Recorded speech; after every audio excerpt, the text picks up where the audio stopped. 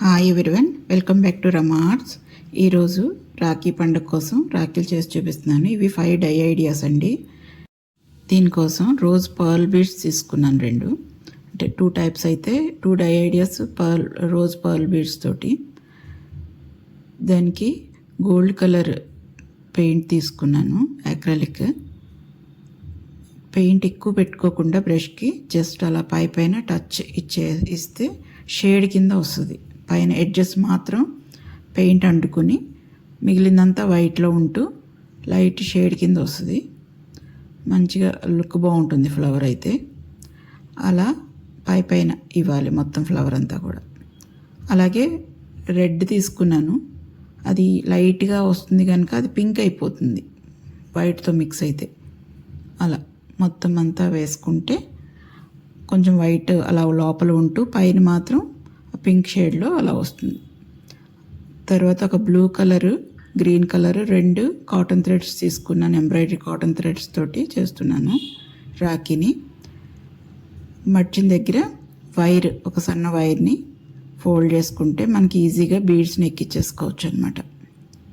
దానికి 2 mm gold bead, ఒక 3 mm pearl bead, మళ్ళీ 2 mm పర్ల్ బీడ్, తర్వాత 4 mm పర్ల్ బీడ్. అలా లైన్గా 4 ఎక్కించుకున్నాక రైన్ స్టోన్స్ పాసర్ బీడ్స్, మనం ఎక్కువ రాఖీలకి అవే వాడుతూ ఉంటాము.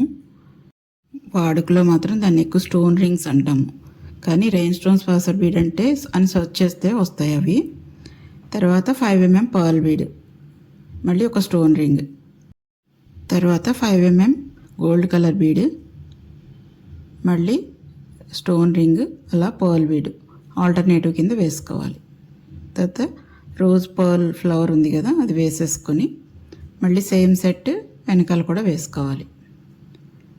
అలా అయిపోయింది ఒకటి. ఇంకొకటి పింక్ కలర్ది ఉంది కదా, దానికి సేమ్ అలాగే థ్రెడ్ తీసుకొని వైర్ పెట్టుకొని, ఇవి క్రిస్టల్స్, పింక్ కలర్ క్రిస్టల్స్ తీసుకున్నాను. ఒక క్రిస్టల్, మళ్ళీ stone ring, crystal, stone ring, అలా.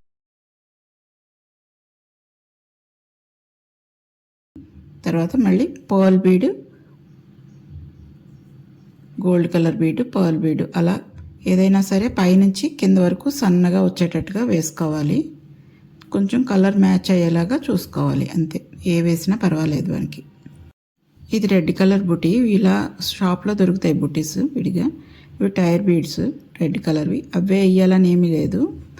ఆ టైర్ బీడ్స్ బదులు రెడ్ కలర్ క్రిస్టల్ బీడ్స్ అయినా యూస్ చేసుకోవచ్చు.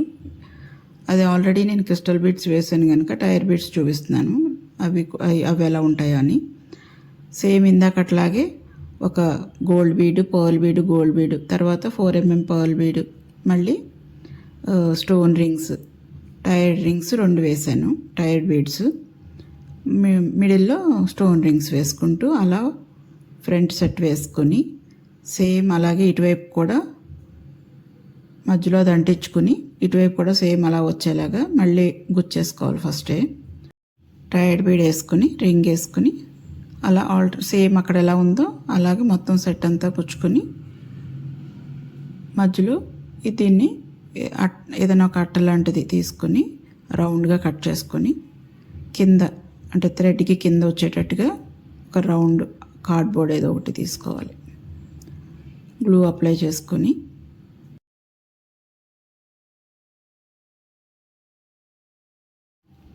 థ్రెడ్ని గ్లూకి అంటించేసుకొని దానిపైన ఆ కార్డ్బోర్డ్ని అంటించేసుకోవాలి.